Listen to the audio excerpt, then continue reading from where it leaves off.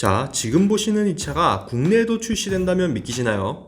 콘셉트카 같지만 실제로 양산되는 차고요. 일론 머스크에게 망신사를 주기도 했던 대단한 차입니다. 실제로 국내 출시 예정이고 사전 계약을 한 사람도 있고 심지어 직수입 업체에 문의하면 바로 주문할 수도 있다고 합니다. 워낙 외관이 특이해서 차를 잘 모르는 분들마저 이 차는 안다라는 말이 나올 정도죠. 전기차임과 동시에 픽업 트럭임에도 불구하고 착한 가격으로 출시되어 국내 소비자들한테도 인기가 상당합니다. 공개된 지도 꽤 시간이 지나서 도로 포착 사진들도 나오고 있는 상황인데요.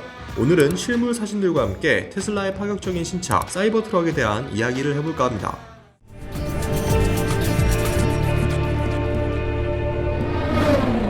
처음 공개 때부터 워낙 말이 많았죠.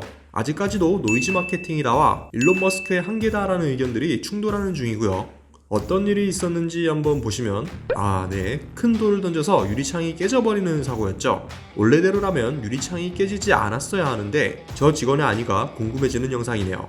어쨌든 저 유리가 깨진 덕에 사이버 트럭이 더욱 세상에 널리 알려질 수 있었던 것도 사실입니다. 이 덕에 우리나라를 포함한 전 세계에 독특한 외모와 이름을 알리게 되었죠.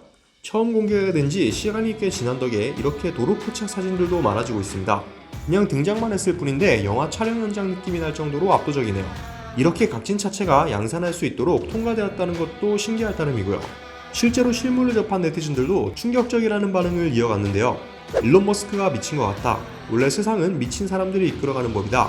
차량 단차 생기니 단차 안 생기도록 디자인했나 보다. 내 차랑 저 차랑 박으면 거의 군용 트럭에 치이는 것 같을 거다. 인간인용 장갑차다. 앞유리 판 스프링과 돌멩이 안 뚫릴 것 같아. 일부러 만들다 만 것 같은데 커스터마이징하면 멋있을 것 같아 등 대부분 긍정적인 반응이었습니다. 실제로 합성 사진이나 커스터마이징 예상도가 많이 올라오기도 했는데요. 경찰차로 꾸민 모습도 있고요. 도미노 피자 배달차도 있고 뉴욕 택시, 영국 경찰차, 장갑차 등 다양한 모습이 화제가 되기도 했습니다.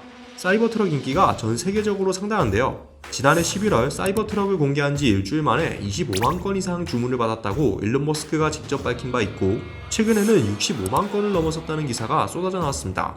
댄 아이브스 웨드부시 증권 연구원에 따르면 모터 개수에 따라 총 3가지 버전으로 구분해 출시될 사이버 트럭은 17%가 모터 1개짜리 사이버 트럭을 원했고 나머지는 듀얼 모터와 트리플 모터가 달린 트럭을 주문했다고 합니다. 테슬라는 원래 사이버 트럭의 연간 생산량을 50만 대 정도로 잡았었는데요.